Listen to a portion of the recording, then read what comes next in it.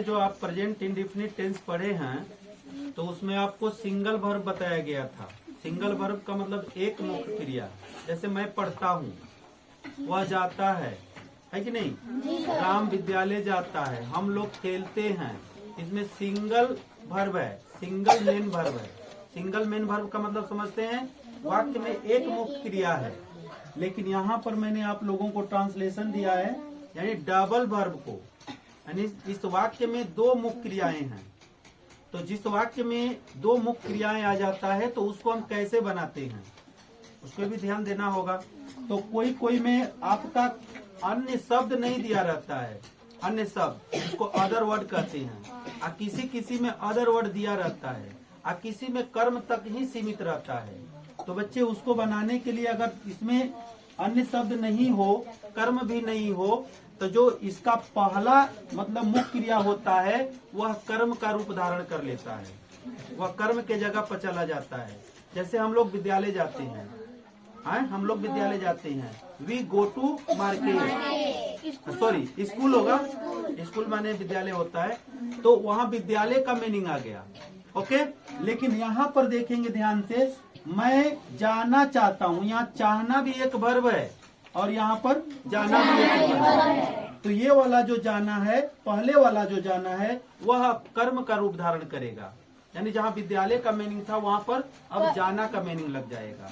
ठीक है, और जो लास्ट में जो है आपका मतलब वर्ब, वो आपका वर्ब मेन का मेन, जहां आप वर्ब रखते थे वहीं का वहीं रखेंगे। जैसे मान लीजिए आप प्रेजेंट इंडेफिनिट को बनाने का तरीका क्या है, तो एस प्लस भी 1 plus O plus O W है।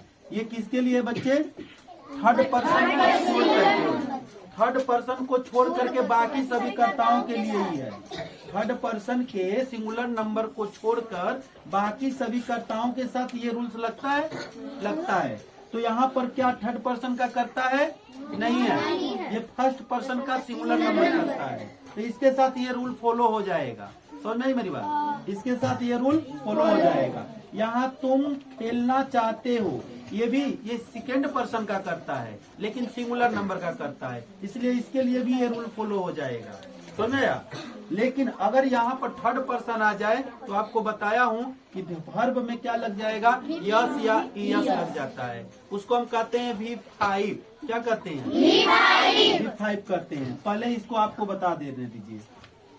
इसमें कर्ता कौन है बच्चे? मैं का अंग्रेजी क्या होता है? आई होता है। अब मैंने बोला कि यहाँ पर कर्ता के बाद V1 आया है, मुख्य क्रिया आया है, उसको MV भी बोलते हैं, मेन वर्ब बोलते हैं। क्या बोलते हैं? मेन वर्ब बोलते हैं बच्चे। तो यहाँ पर हमारा मेन वर्ब कौन होगा? जाना होगा कि चाहता होगा? जाना नहीं होगा बच्चे, जाना नहीं होगा, यहाँ पर चाहता होगा, क्योंकि यहाँ मेन वर्ब कौन बनता है? यानी जो यहाँ पर आपको बताया गया है, जिस वाक्य के अंत में ता है, यानी वाक्य के अंत का मतलब जिस वाक्य के क्रिया के अंत में, जिस वाक्य के क्रिया के अंत में ता है, ती है, ते है आदि लगा हो, तो उसको हम क्या कहेंगे? उस वाक्य को प्रेजेंट इंडेफिनिट टेंस का वाक्य। तो यहाँ पर चाहना में लगा हुआ है ता, इसलिए हमारा मेन वर्ब हो गया चाहता, हो गया। तो बच्चे चाहना का अंग्रेजी क्या होता है? वांट होता है, WA। इसमें यस या यस का नहीं लगेगा क्योंकि वर्ब का पहला रूप होता है। ठीक है, पहला रूप में यस या यस नहीं लगता है, तो उसमें लगता है V5 में लगता है। मुख्य क्रिया के 5वें रूप में यस या और उसके बाद कहाँ जाना, यह बोला है कि जाना चाहता है, तो क्या जाना चाहता है। तो यहाँ पर जो जाना है वह कर्म का रूप लेगा। जहाँ पर हम कर्म लिखते थे वहाँ पर अब जाना का अंग्रेजी लिखेंगे, to go. Okay, to go हो जाएगा। इसी तरह इसको भी हम बनाएंगे, तुम खेलना चाहते हो, तुम का अंग्रेजी क्या होगा? यू। चाहना का अंग्रेजी वांट, और टू प्ले माने क्या होता है?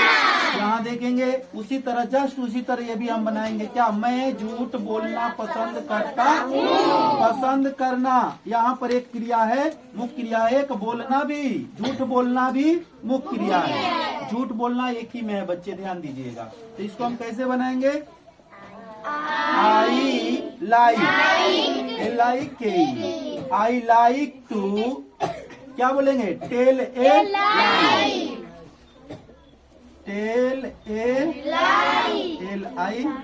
की। इस तरह इसमें के जितने भी सेंटेंस आपको बोले हैं आप इसके नियम पर बनाएंगे। जो लास्ट वाला वर्ब है वो आपका वर्ब के जगह पर रहेगा, जो उससे पहले वाला वर्ब है वह कर्म के जगह पर जाएगा। ओके जी, इस नियम से बनाएंगे तो आपका सभी का सभी सही हो जाएगा।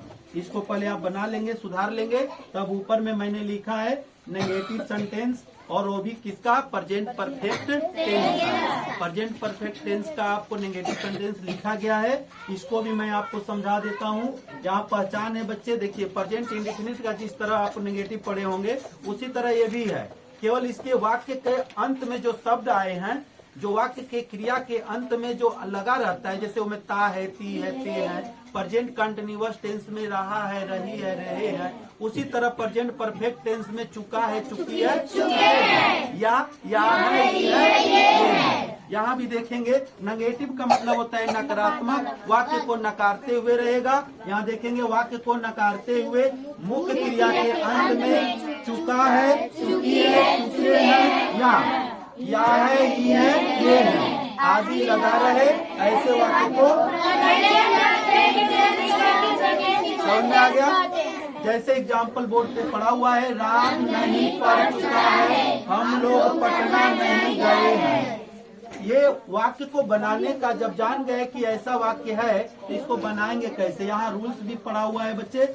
एस फॉर सब्जेक्ट होता है, ए भी फॉर एक्जुलरी वर्ब, वहाँ पर हेल्पिंग वर्ब भी होता है, एक्जुलरी वर्ब या हेल्पिंग वर्ब। उसके बाद हैज हैव दिया गया है हेल्पिंग वर्ब के रूप में आपको।